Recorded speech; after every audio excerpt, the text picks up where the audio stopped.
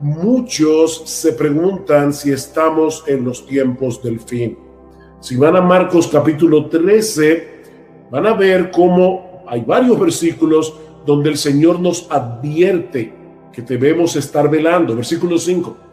Jesús respondiendo les comenzó a decir: mirad que nadie os engañe. Versículo 9. Pero mirad por vosotros mismos. Versículo 18. Orad pues que vuestra huida no sea en invierno. Versículo 21. Entonces si algunos dijeren: mirad, aquí está el Cristo, o mirad, allí está, no le creáis. Versículo 23. Mas vosotros mirad. Versículo 28. De la higuera aprended la parábola. Versículo 33. Mirad, velad y orad. Versículo 35. Velad pues, porque no sabéis cuándo vendrá el Señor de la casa. Versículo 37. Y lo que a vosotros digo, a todos lo digo, velad. Ven, hermanos, cómo la intención de este pasaje es eminentemente pastoral. Mis hermanos, la Biblia no fue escrita para que podamos enterarnos hoy de las noticias de mañana. La Biblia fue escrita para que podamos conocer a Cristo tal como Él es presentado en el Evangelio, tanto para nuestra salvación como para nuestra santificación. Y es mi intención exponer este pasaje con este propósito pastoral en mente, no para satisfacer una curiosidad que no es saludable para el cristiano. Habiendo hecho esta aclaración y a la luz de la inquietud que hemos planteado ya sobre las señales del fin del mundo, en esta ocasión quiero concentrarme básicamente en los primeros 13 versículos de Marcos 13 y los pasajes paralelos que se encuentran en Mateo 24 y en Lucas 21. Así que permítanme, antes que todo, colocar este texto en su contexto. Y por favor, yo les pido, mis hermanos, que tengan paciencia.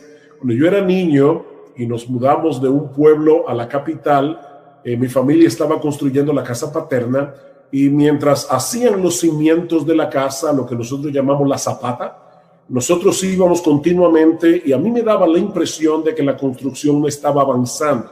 Bueno, yo les voy a pedir que tengan paciencia porque vamos a tener que primero echar los cimientos y puede ser que te dé la impresión de que no estamos avanzando, pero te vas a dar cuenta después cómo este contexto es tan importante para entender el tema que nos ocupa en esta tarde. Este discurso de Monte de los Olivos fue pronunciado durante la Semana de la Pasión, que comenzó el llamado Domingo de Ramos, cuando Jesús entró por última vez en la ciudad de Jerusalén para celebrar la Pascua con sus discípulos. Miles de personas se habían aglomerado en la entrada de la ciudad, aclamando con gozo a Jesús como el Mesías, el Hijo de David. Y mis hermanos, si no conociéramos la historia y pudiéramos viajar a través del famoso túnel del tiempo hasta ese Domingo de Ramos en Jerusalén, pensaríamos que la nación de Israel estaba experimentando un avivamiento espiritual. Pero muy pronto iba a ser evidente que toda esa algarabía no era más que una fachada religiosa, que eso no reflejaba la realidad del corazón. Unos días más tarde, Israel iba a rechazar a su Mesías. Y eso tendría serias repercusiones tanto a nivel político como a nivel espiritual para esta nación que en el antiguo pacto era una teocracia. Ese lunes en la mañana, después del Domingo de Ramos, Jesús y sus discípulos se dirigían hacia el templo en Jerusalén y encuentran en el camino una mata de higuera llena de hojas pero sin fruto. Y en un acto simbólico, Jesús maldice la higuera. Ahora deben tener en cuenta que en el Antiguo Testamento el árbol de higuera representaba la nación de Israel. Jesús maldice este árbol y se seca hasta la raíz. Eso era Israel en los días del Señor. Un hermoso árbol lleno de hojas, pero que no tenía frutos, a punto de recibir todo el peso de la ira de Dios por su formalismo religioso.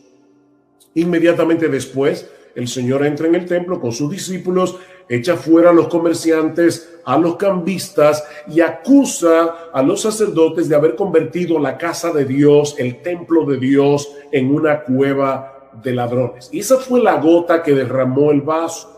Porque eso fue el lunes, recuerden, el martes en la mañana Jesús fue confrontado en el templo por los líderes religiosos de Israel con una serie de preguntas capciosas tratando de que él se incriminara con sus propias palabras y así poderlo acusar delante del Sanedrín como un blasfemo. En ese contexto, el Señor les cuenta a los líderes religiosos una historia en forma de parábola. Estoy en Marcos 12, acerca de un hombre que había plantado una viña y que se le había arrendado a unos labradores. Pero cuando llegó el tiempo de la vendimia y el dueño envía a algunos de sus siervos a buscar la parte de los frutos que le corresponde, estos labradores malvados los afrentan y los golpean, llegando incluso a matar a algunos de estos siervos. Pero en vez de darles lo que merecía, el dueño decide enviarles lo más preciado que tenía, a su propio hijo, al amado de su corazón. Lo dice el texto que echándole mano lo mataron y lo arrojaron fuera de la viña. Comienzan a ver, hermanos, la intención de esta parábola. Y ahora Jesús les pregunta: ¿qué hará entonces el dueño de la viña? Y ellos responden: llevará a esos miserables a un fin lamentable y arrendará la viña a otros labradores que le paguen los frutos a su tiempo. Recuerden, hermanos, eso es inmediatamente antes del discurso del Monte de los Olivos. Ahora, obviamente la viña de esta historia es la nación de Israel y los labradores son sus líderes. De hecho, dice en Marcos capítulo 12, versículo 12, que a partir de ese momento ellos trataban de prender a Jesús porque comprendieron que contra ellos había dicho la parábola. Ellos entendieron perfectamente el significado de esta historia. De manera que esta parábola nos enseña lo mismo que la maldición de la higuera. Israel perdería su estatus de nación teocrática y la viña sería entregada a otros labradores, la iglesia, que sí producirían los frutos que se esperaba de ella. Más adelante, en ese mismo día, el Señor pronuncia unas palabras bien duras contra los escribas y fariseos. Y esto se recoge en Mateo capítulo 23. Ahora recuerden, Mateo tiene su discurso del Monte de los Olivos en el capítulo 24. Así que este discurso contra los líderes de Israel se encuentra inmediatamente antes del discurso del Monte de los Olivos. Y de nuevo Jesús vuelve sobre el mismo tema, el juicio de Dios contra Israel. Dice en Mateo 23, por tanto, mirad, yo os envío profetas, sabios y escribas. De ellos a unos los mataréis y crucificaréis, y a otros los azotaréis en vuestras sinagogas y los perseguiréis de ciudad en ciudad. Y ahora escuchen, mis hermanos, para que recaiga sobre vosotros la culpa de toda la sangre justa derramada sobre la tierra, desde el justo Abel hasta la sangre de Zacarías, a quien asesinasteis entre el templo y el altar. En verdad os digo que todo esto vendrá sobre esta generación. O sea, lo que Jesús está diciendo aquí es que el juicio de Dios habría de caer sobre Israel mientras estuviera viva esa generación que le estaba escuchando en ese momento. El Señor finaliza su advertencia con estas palabras, Mateo 23:37. Jerusalén, Jerusalén, que matas a los profetas y apedreas a los que te son enviados. ¿Recuerdan la parábola de la viña? cómo Dios envió los siervos y los apedrearon? ¿Cuántas veces quise juntar a tus hijos como la gallina junta sus polluelos debajo de sus alas y no quisiste? He aquí, vuestra casa os es dejada desierta, porque os digo que desde ahora no me veréis hasta que digáis bendito el que viene en el nombre del Señor. Ahora, yo no sé si se dieron cuenta de este detalle.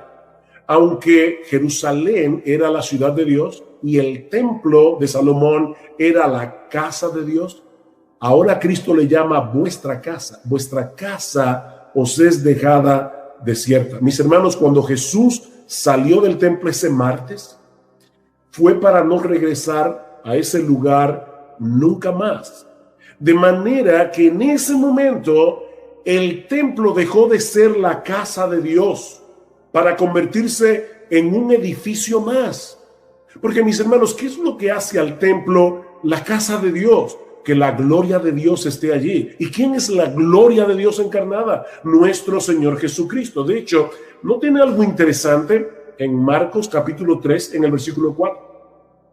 Jesús sale del templo, dice aquí, y se va con sus discípulos al monte de los olivos. Dice el versículo 4, y se sentó en el monte, versículo 3, y se sentó en el monte de los olivos frente al templo. Yo no creo que eso haya sido por casualidad o porque ese era el monte que quedaba más cerca. En los capítulos 10 y 11 del libro de Ezequiel, y yo les dije que tuvieran paciencia, que estamos haciendo verdad los cimientos de la casa.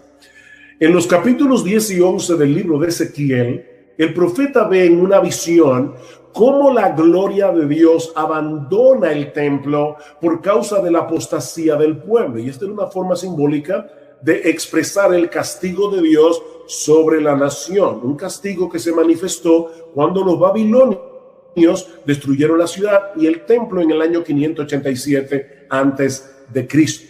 Pero hay un detalle sorprendente en esta profecía del libro de Ezequiel.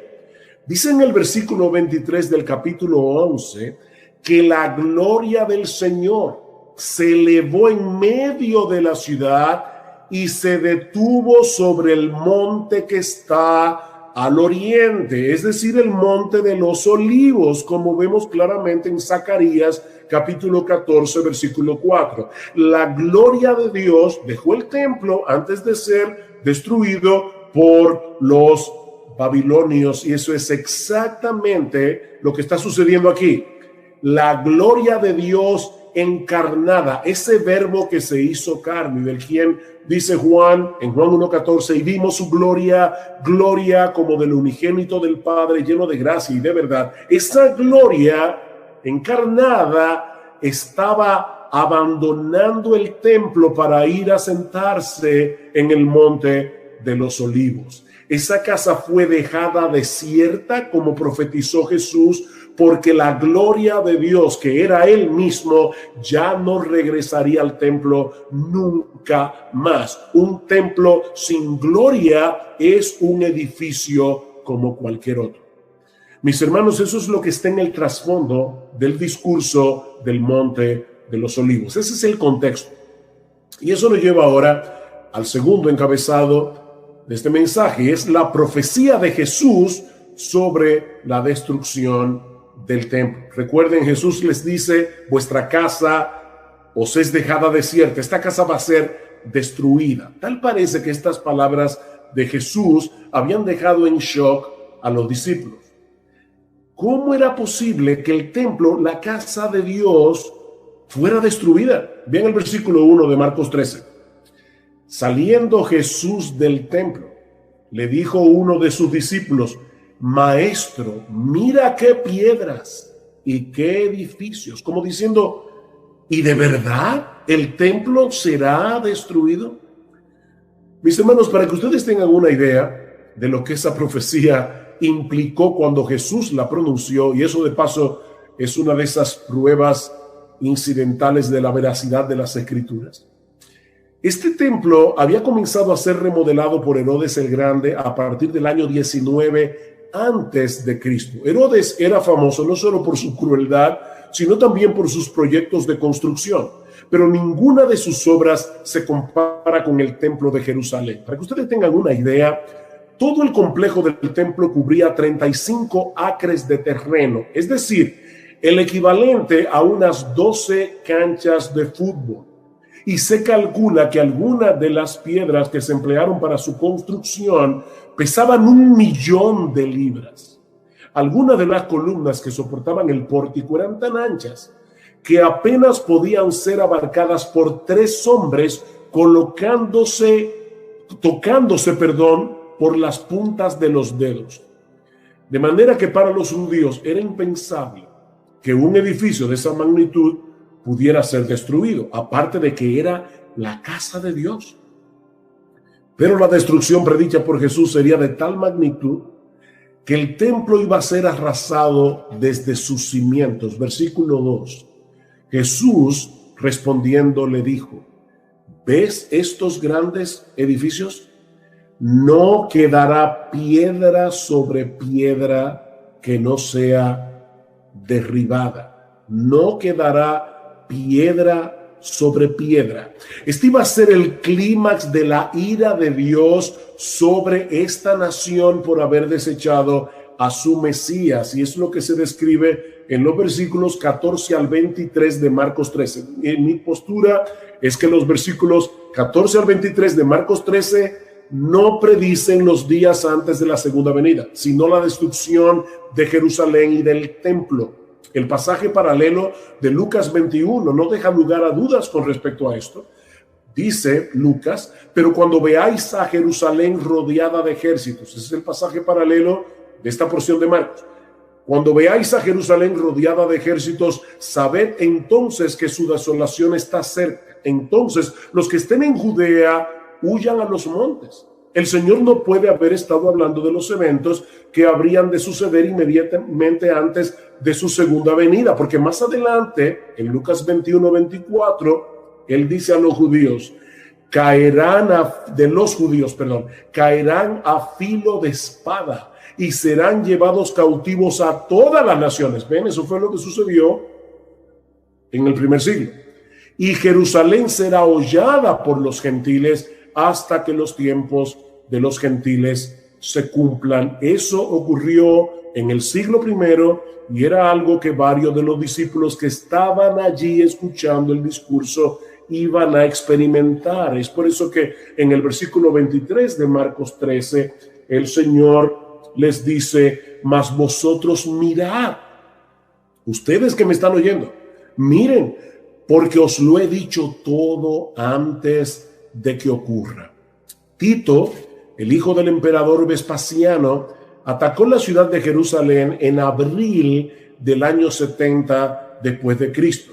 Pero la ciudad resistió por un tiempo hasta que finalmente el 24 de julio los romanos capturaron la fortaleza Antonia. El 24 de agosto quemaron las puertas del templo y 2 días después le prendieron fuego al santuario.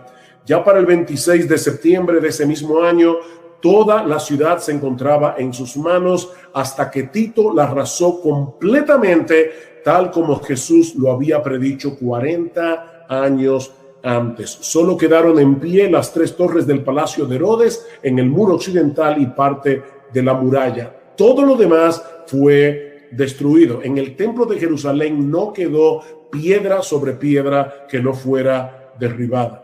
De acuerdo al historiador Flavio Josefo, más de 1.000.000 de personas murieron durante el asedio, aparte de los 97.000 judíos que fueron capturados y vendidos como esclavos. Mis hermanos, esto fue una masacre total. Es por eso que Cristo va a decir en esa porción de Marcos que esa sería la tribulación más grande que la nación de Israel ha sufrido como teocracia, ni sufrirá jamás. Por esto, mis hermanos, es que era tan difícil de imaginar para los judíos, para los discípulos, que esto iba a suceder a menos que estuviera llegando el fin del mundo. Y es por eso que los discípulos conectaron la caída de Jerusalén y del templo con el fin del mundo o el fin del siglo. De ahí la pregunta: del versículo 4. Vean una vez más, versículo 3 y 4. Y se sentó en el monte de los olivos frente al templo, y Pedro, Jacobo, Juan y Andrés le preguntaron aparte: dinos, ¿cuándo serán estas cosas? ¿Y qué señal habrá cuando todas estas cosas hayan de cumplirse? Perdón. En el pasaje paralelo, en el Evangelio de Mateo, encontramos la pregunta en una forma más completa.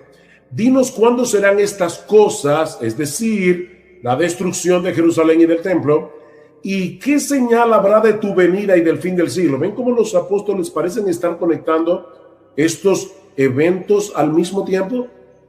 La destrucción de Jerusalén y el templo por un lado, y la segunda venida de Cristo y el fin del mundo por el otro.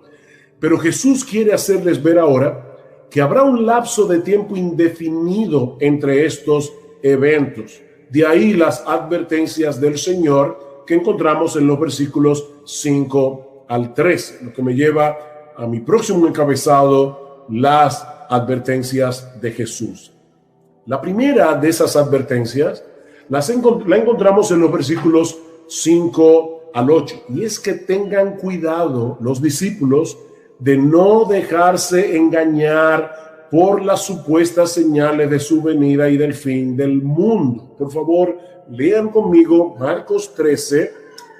Voy a pedirles, yo no sé si ustedes están captando con mi computadora el ruido que hay alrededor, pero estamos en elecciones y eso es lo que pasa en mi país, se convierte en un carnaval. Pero escuchen lo que dice versículos 5 al 8.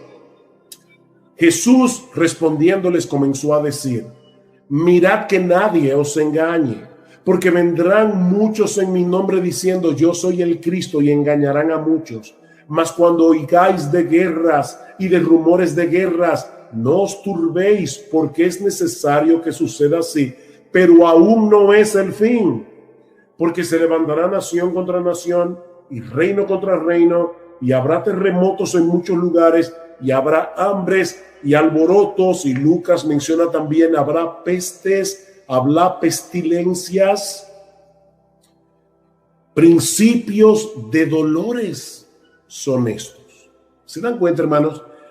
Esta enseñanza de Jesús es tan clara que resulta increíble la cantidad enorme de personas que han sido engañadas a lo largo de la historia, pensando que el fin del mundo estaba a la vuelta de la esquina, porque algunos de estos eventos, como los que el Señor está describiendo aquí, estaban ocurriendo.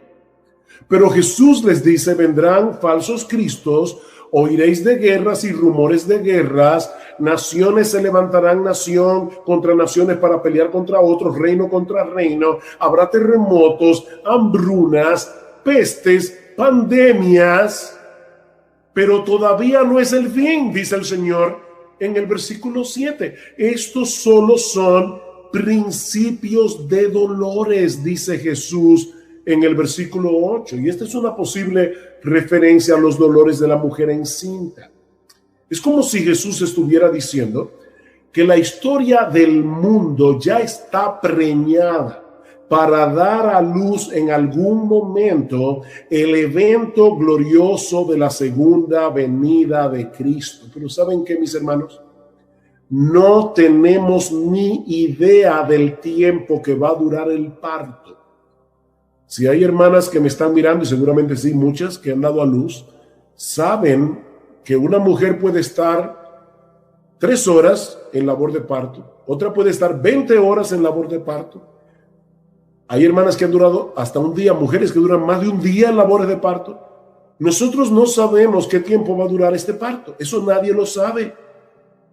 Sí sabemos que los dolores de la mujer encinta se intensifican y se hacen más seguidos a medida que se acerca el alumbramiento del bebé. Y de la misma manera, podemos suponer que las señales que el Señor está mencionando aquí serán más intensas, serán más seguidas a medida que nos acercamos a su venida y al fin del mundo. Pero eso sigue siendo muy impreciso. Déjenme darles un ejemplo. Imaginen por un momento a los creyentes que vivieron a principios del siglo XX. En 1914 estalla la Primera Guerra Mundial, que termina en 1918, 4 años más tarde, con un saldo de unos 20 millones de muertos entre civiles y militares y una cantidad similar de soldados heridos. Y sin hablar de cómo eso afectó la economía mundial. Ese mismo año, 1918, llega la pandemia de la gripe española, la más letal de toda la historia, con un saldo de 40 millones de muertos. Es decir, que entre 1914 y 1920, que fue cuando terminó la pandemia de la gripe española, murieron unos 60 millones de personas. 60 millones de personas. Han pasado 100 años después de estos eventos y estamos en el 2020 y todavía estamos aquí. Mis hermanos, no caigamos en la trampa de querer discernir cuándo será el fin del mundo, porque lo cierto es que no lo sabemos. No lo sabemos. Sí, yo sé que el mundo está muy convulsionado. Yo sé que la inmoralidad parece ir rampante por todo el mundo, pero el fin tanto pudiera estar a la vuelta de la esquina como pudiera pasar décadas sin que ocurra. Y yo creo que es a eso que el Señor nos llama la atención al final del discurso. Yo le pido por favor que vayan a Marcos 13 y noten algo interesante aquí. Marcos 13, 14 al 23 encontramos la destrucción de Jerusalén y del templo. Versículo 24 al 27, la segunda venida de Cristo. Y ahora escuchen cómo Jesús termina este discurso. Versículo 28. De la higuera aprended la parábola. Cuando ya su rama está tierna y brotan las hojas, sabéis que el verano está cerca. Así también vosotros, a quienes ya yo les he dicho cuáles son las señales de la destrucción de Jerusalén y del templo que ocurrió en el siglo I. Dice, así también vosotros, cuando veáis que suceden estas cosas, conoced que está cerca, a las puertas. De cierto os digo que no pasará esta generación hasta que todo esto acontezca. Ustedes que me están escuchando van a vivir esto. El cielo y la tierra pasará, pero mis palabras no pasarán. Así que los versículos 28 al 31 está hablando de los eventos del siglo I. Y ahora noten el versículo 32. Pero de aquel día de la segunda venida y de la hora nadie sabe, ni aun los ángeles que están en el cielo, ni el Hijo, sino el Padre. Mirad, velad y orad, porque no sabéis cuándo será el tiempo. Ustedes se dan cuenta, de la destrucción de Jerusalén, ustedes iban a ver cosas muy claras. Cuando ustedes vean a Jerusalén rodeada de ejércitos, huyan, porque en aquellos días algunos decían, no se preocupen que ya el Mesías viene, quédense en Jerusalén, la victoria será nuestra, y por eso muchos fueron masacrados. Pero los cristianos que le creyeron a Jesús pudieron huir de Jerusalén a tiempo. De manera, mis hermanos, que la primera advertencia del Señor es que no nos dejemos engañar. No nos dejemos engañar. Estas señales bien pudieran decirnos que la venida de Cristo está a las puertas, a la vuelta de la esquina, o pudieran pasar décadas. Nosotros no lo sabemos. La segunda advertencia del Señor es la que encontramos en los versículos 9 al 13 de Marcos 13. Versículo 9 al 13. Pero mirad por vosotros mismos, porque os entregarán a los concilios y en las sinagogas os azotarán y delante de gobernadores y de reyes os llevarán por causa de mí para testimonio a ellos. Y es necesario que el evangelio sea predicado antes a todas las naciones, pero cuando os trajeren para entregaros, no os preocupéis por lo que habéis de decir, ni lo penséis, sino lo que os fuere dado en aquella hora, eso hablad, porque no sois vosotros los que habláis, sino el Espíritu Santo.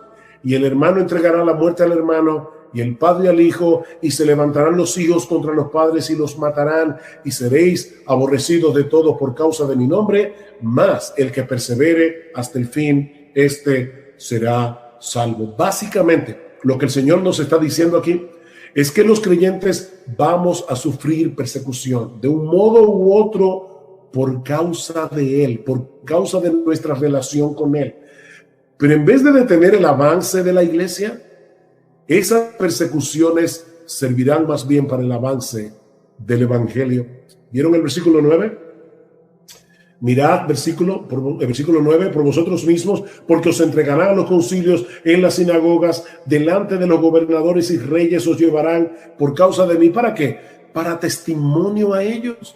Y eso lo vemos claramente en el libro de los Hechos. A los apóstoles dando testimonio del evangelio delante de las autoridades judías y romanas, cada vez que fueron llamados a comparecer ante las sinagogas y los tribunales por causa del Señor Jesucristo. Versículo 10. Y es necesario que el evangelio sea predicado antes a todas las naciones. Mis hermanos, ese es otro indicativo de que la segunda venida de Cristo no habría de suceder inmediatamente después de la destrucción de Jerusalén y del templo, y es el hecho de que el evangelio debía ser predicado antes a todas las naciones. Hermanos, Cristo viene. Y yo te pregunto una vez más, mi amigo, ¿es esa tu esperanza? Miembro de Iglesia Bíblica del Señor Jesucristo, ¿estás aguardando con expectativa el retorno de tu Señor? ¿Estás velando, estás orando, estás ocupado en buenas obras?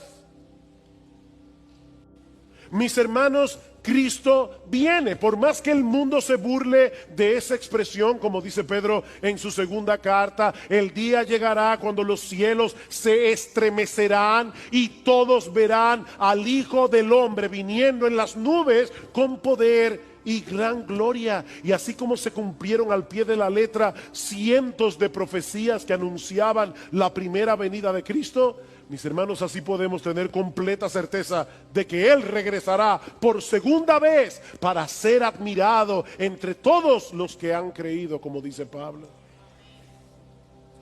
Mis hermanos, esa es nuestra esperanza. Esa es nuestra esperanza, que algún día estaremos físicamente con nuestro Señor y Salvador para no separarnos de Él nunca más. Mis hermanos, nuestra esperanza no es ir al cielo y ver las puertas de perlas y caminar por la calle de oro. No, mis hermanos, nuestra esperanza es estar con Jesús, que en este momento está en el cielo. Hablando de los creyentes en Tesalónica, Pablo les dice que ellos se habían convertido de los ídolos a Dios. ¿Para qué? Para servir al Dios vivo y verdadero y esperar de los cielos a su Hijo. ¿Tú escuchaste eso? La verdadera conversión consiste en dos cosas. En la verdadera conversión, los ídolos del corazón son destronados para colocar a Dios en el trono de nuestras almas como el objeto máximo de nuestro deleite. Pero al mismo tiempo la conversión redirige, replantea por completo el objeto de nuestra esperanza. Nosotros nos convertimos para esperar de los cielos a su Hijo. Para eso nos convertimos. Para tener esa esperanza. Todos los seres humanos viven por una esperanza. Eso es lo que los motiva a levantarse por la mañana. Eso es lo que los lleva a hacer todo lo que hacen cada día. Bueno, mis hermanos, lo que Pablo está diciendo aquí es que uno de los resultados de la salvación es llevarnos a esperar en la segunda venida de Cristo por encima de cualquier esperanza terrenal. Sí, hay muchas cosas legítimas que nosotros podemos esperar en esta vida, pero ninguna de ellas puede competir con esa esperanza. El Señor descenderá del cielo y nosotros nos reuniremos con Él. Y yo te pregunto, mi hermano, ¿es esa tu esperanza? O hay muchas cosas de este mundo que han comenzado a eclipsar tu anhelo por la segunda venida de Cristo. Mi hermano, ¿cuándo fue la última vez que tú te levantaste por la mañana y pensaste, podía ser hoy? Puede ser hoy. Oh, yo quiero que sea hoy. Oh, si ven, Señor Jesús, como dice Juan en el Apocalipsis. Porque mi hermano, si no es así, tu vida espiritual está en peligro. Si tú no estás viviendo a la luz de la esperanza de la segunda venida, mi hermano, tu vida espiritual está en peligro. Pablo dice en Tito capítulo 2, me encanta este pasaje, que la gracia de Dios se ha manifestado para salvación a todos los hombres, enseñándonos que renunciando a la impiedad y a los deseos mundanos, vivamos en este siglo sobria, justa y piadosamente. Dice John Piper, hay personas que dicen, es que los cristianos que viven esperando la segunda venida se olvidan de las cosas aquí abajo. No. Esperar la segunda venida nos motiva a estar activos en la iglesia, nos motiva a predicar el evangelio, nos motiva a buscar la gloria de Dios en todo lo que hacemos, aún en nuestras vocaciones terrenales. No, dice Piper, el problema no es que nosotros estemos pensando demasiado en el cielo, es que estamos pensando demasiado en el mundo. Dice que la gracia de Dios nos enseña a renunciar a la impiedad y a los deseos mundanos y vivamos en este siglo sobria, justa y piadosamente, aguardando la esperanza bienaventurada y la manifestación gloriosa de nuestro gran Dios y Salvador Jesucristo. ¿Saben por qué muchas veces los que profesan ser cristianos se ven tan mundanos? Bueno, en muchos casos es porque no son cristianos,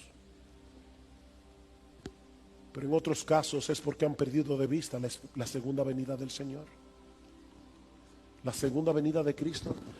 ¿Cómo debería vivir un cristiano que se levanta todos los días de su vida diciendo, Señor, estas próximas 24 horas las voy a vivir como si fuera a encontrarme contigo al final del día?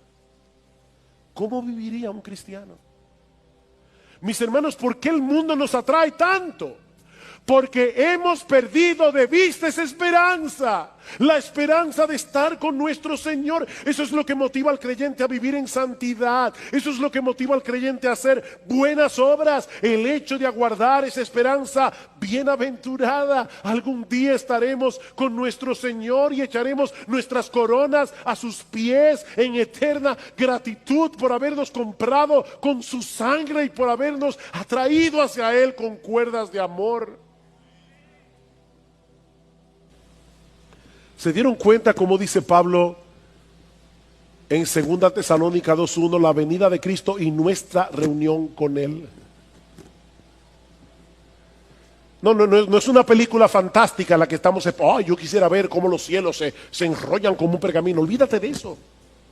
Esas son las cosas que acompañarán la segunda venida, pero eso no es importante. Lo importante es que Cristo viene y nosotros estaremos con Él. Nuestra reunión con Él, dice Pablo, y así estaremos siempre con el Señor. Y añade, alentaos unos a otros con estas palabras.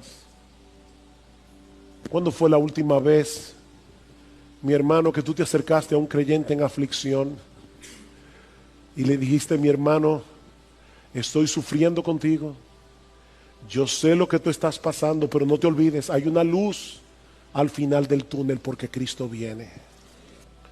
Los discípulos conocían muy bien el Antiguo Testamento y sabían que al hablar de su venida en las nubes del cielo, Jesús estaba colocando su gloria a la par con la gloria del Padre. Dice en Éxodo capítulo 19:9 que el Señor le dijo a Moisés en el monte Sinaí, he aquí vendré a ti en una densa nube. En el Salmo 97 versículo 2 dice que las nubes lo rodean. Estas nubes, mis hermanos, no son naturales. Estas nubes son un despliegue de la gloria de Dios. hay una presencia especial del Espíritu de Dios en medio de la iglesia. Estamos alabando al Señor y uno casi puede palpar que Cristo realmente está presente en medio de su pueblo. Él le ha prometido estar presente en medio de su pueblo y uno puede alabar al Señor, pero uno lo está contemplando con los ojos de la fe. ¿Ustedes se imaginan, mis hermanos, lo que será aquel día? Cuando nuestro Señor Jesucristo regrese y nosotros podamos verle cara a cara, cuando nosotros podamos ver su gloria, una gloria que ahora está oculta de nuestros ojos, una gloria que ahora solo podemos contemplar con los ojos de la fe. Pero algún día, mis hermanos, los cielos se abrirán con gran estruendo y nuestro Señor Jesucristo regresará del cielo con poder y gran gloria en las nubes del cielo. Y nosotros le veremos. Y nosotros le veremos. ¿Cómo no debería eso llenar nuestras mentes y corazones? Y en ese momento, su iglesia será reunida a su Señor para regresar junto a Él y quedar junto a Él por los siglos de los siglos. Y eso nos lleva a nuestro último y más controversial encabezado: la reunión del pueblo de Dios en su segunda venida. Versículo 27. Y entonces enviará a los ángeles y reunirá a sus escogidos de los cuatro vientos, desde el extremo de la tierra hasta el extremo del cielo. A través de toda la historia de la iglesia, y yo quiero recalcar eso, a través de toda la historia de la iglesia hasta el siglo XIX, los creyentes habían creído prácticamente en unanimidad que el Señor Jesucristo habría de regresar una sola vez a la tierra y que en ese momento la iglesia sería arrebatada para encontrarse con su Señor. Repito, esa había sido la creencia de la iglesia a través de toda su historia. Pero en el siglo XIX surgió una creencia nueva que luego vendría a ser muy popular debido a la proliferación de una Biblia anotada por un abogado y pastor llamado Ciro Ingerson Scofield, publicada en el año 1909, y que sostenía la postura de una venida de Cristo en dos partes: una secreta antes del inicio de una tribulación que, según esta creencia, duraría 7 años, y una pública inmediatamente después de esa tribulación. En esa primera parte de la segunda venida, la parte secreta, la iglesia sería arrebatada para no pasar por la gran tribulación, mientras que en la segunda etapa de la segunda venida habría de ocurrir todo lo que hemos estudiado hoy en el discurso del Monte de los Olivos. Según esta posición teológica, conocida como rapto pretribulacional, los elegidos de los que se habla en el versículo 27 son los judíos que supuestamente se van a convertir durante ese periodo de tribulación. Esta creencia ha venido a ser tan popular que incluso ya se han filmado varias películas con este tema. Hollywood siempre trata de sacarle partido a las cosas sensacionalistas. Una de esas películas se filmó en el año 2015, titulada Dejados Atrás, protagonizada nada más y nada menos que por Nicolas Cage, un actor de Hollywood sumamente conocido. Ahora, de nuevo quiero volver a decir lo que decía al principio. Mis hermanos, yo no quiero generar controversias innecesarias con este mensaje, y mucho menos ser ofensivo con todos aquellos que creen en una segunda venida en dos etapas y en un rapto pre-tribulacional. De hecho, nosotros mismos venimos de esa tradición, eso creía nuestra iglesia hace muchos años atrás, porque eso fue lo que aprendimos en la iglesia donde conocimos al Señor hace 40 años. Sin embargo,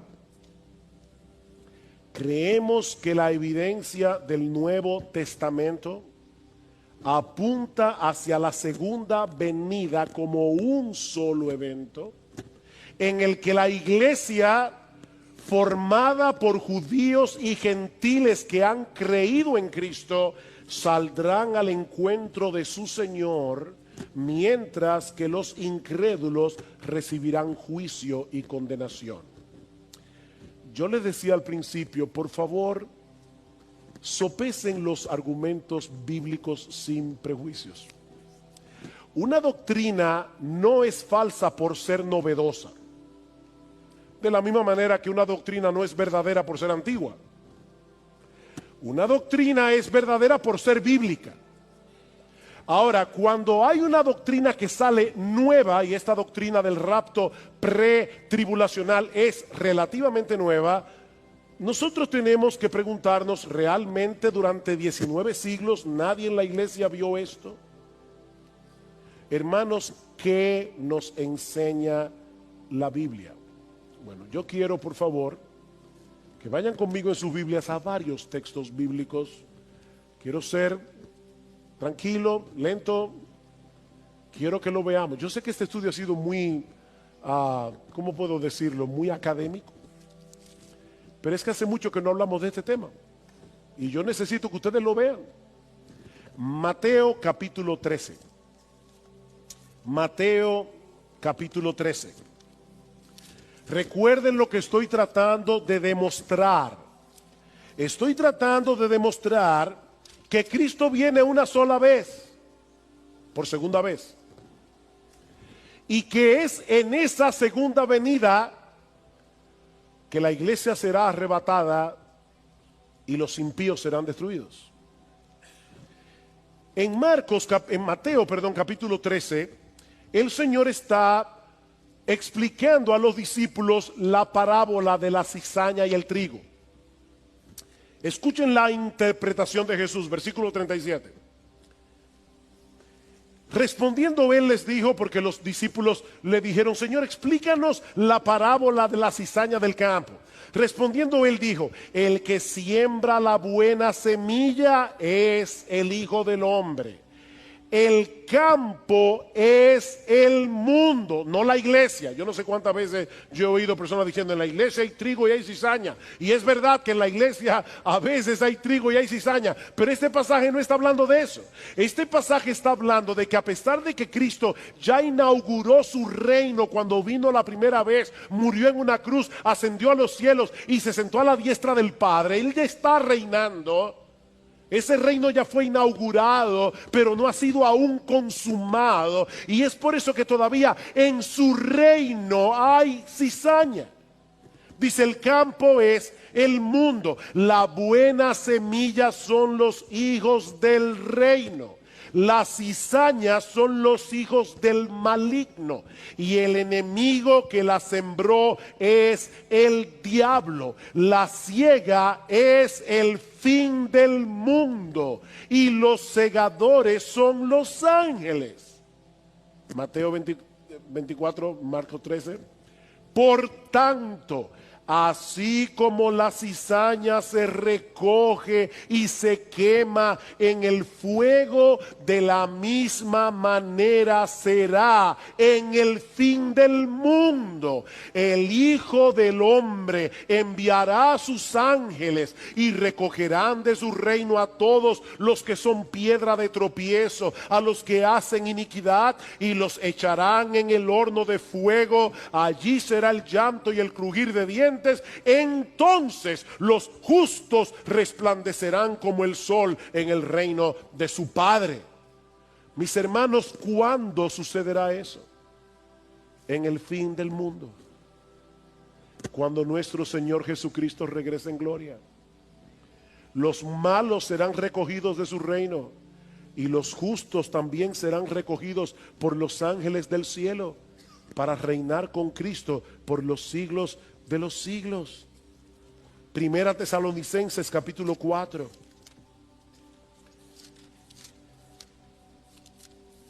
Primera Tesalonicenses capítulo 4.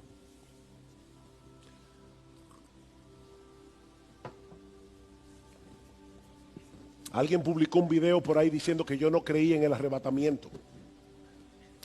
Y hasta hereje me llamaron. Bueno, aprovecho para decir yo creo en el arrebatamiento de la iglesia. Lo que yo no creo es en un arrebatamiento pre-tribulacional, pero yo creo en el arrebatamiento de la iglesia porque la Biblia lo dice. Ahora, ¿cuándo sucederá este arrebatamiento? Vean una vez más conmigo. Primera Tesalonicenses 4:13, pero no queremos, hermanos, que ignoréis acerca de los que duermen, para que no os entristezcáis como lo hacen los demás que no tienen esperanza. Porque si creemos que Jesús murió y resucitó, así también Dios traerá con él a los que durmieron en Jesús. Por lo cual os decimos esto por la palabra del Señor, que nosotros, los que estemos vivos y que permanezcamos hasta la venida del Señor, no precederemos a los que durmieron.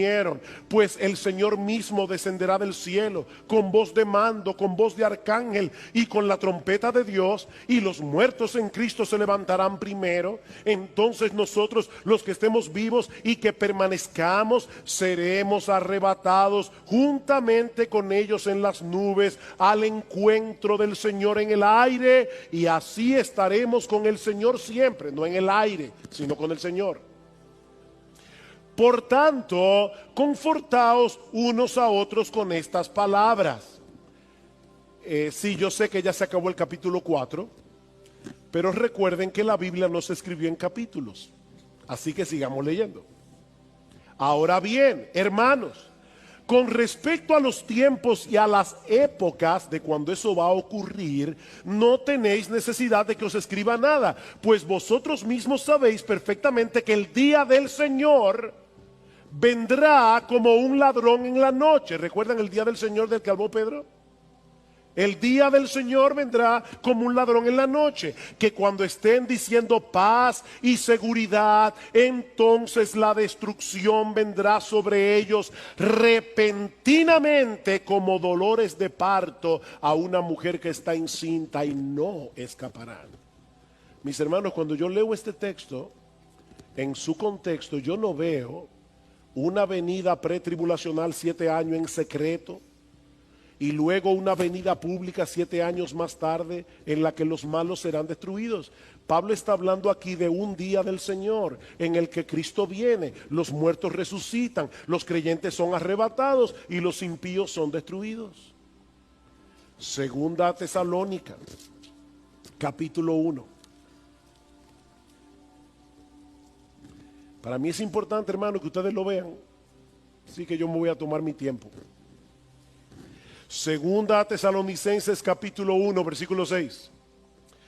Porque después de todo es justo delante de Dios retribuir con aflicción a los que os afligen y daros alivio a vosotros que sois afligidos, y también a nosotros cuando el Señor Jesús sea revelado desde el cielo con sus poderosos ángeles en llama de fuego. ¿Ven ustedes, hermanos?